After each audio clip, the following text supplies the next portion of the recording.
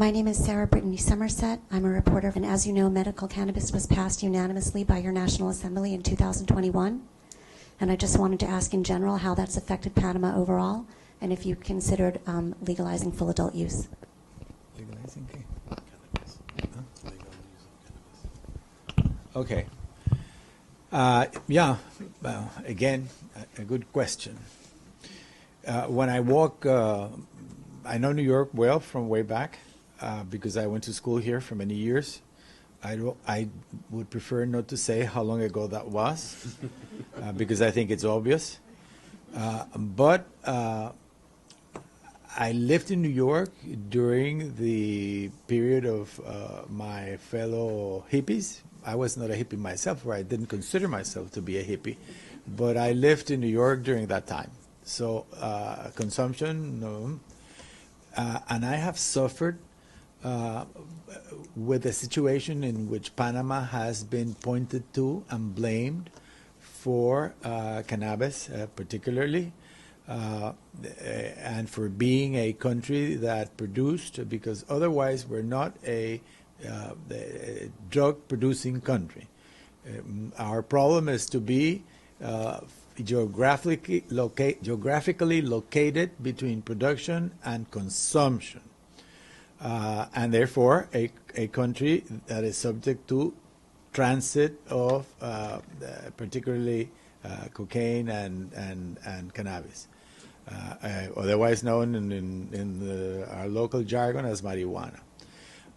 In that case, Panama was a producing country, not to a large degree, but we did produce, as a matter of fact, allegedly very good product. And they even had a name for it. I can't say because I wasn't a consumer myself, so I could not be, I never learned to smoke, even anything, cigarettes. And now that we know the effects of what cigarettes do, I'm glad that I didn't learn. But when I walk the streets of New York now, after having suffered Panama being persecuted because of allegedly first a drug producing country in the case of cannabis, and in a country of transit of drugs between the producers and the case of some countries to the south of us and the consumption countries up north of us. I'm unsurprised at the way in which it became a multi-billion-dollar business, and you can walk into stores, some of them becoming more and more luxurious in several places in New York, from Broadway and others that all of you are probably aware of. I haven't dared to walk into any of them. Because there's no need, but it does surprise me the way that has changed from a situation that was persecuted and to a situation in which it has become an important business. Whatever Panama does in the future is going to have to be approved by the National Assembly of Panama. So I'm sure that it would be a political debate. Panama is a relatively conservative country.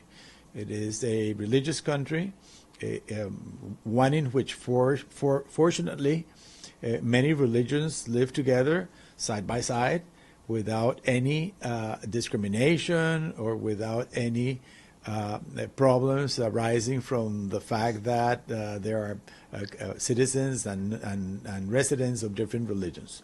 Freedom of religion is protected by the Constitution, so that. But anyway, it would have to be a political debate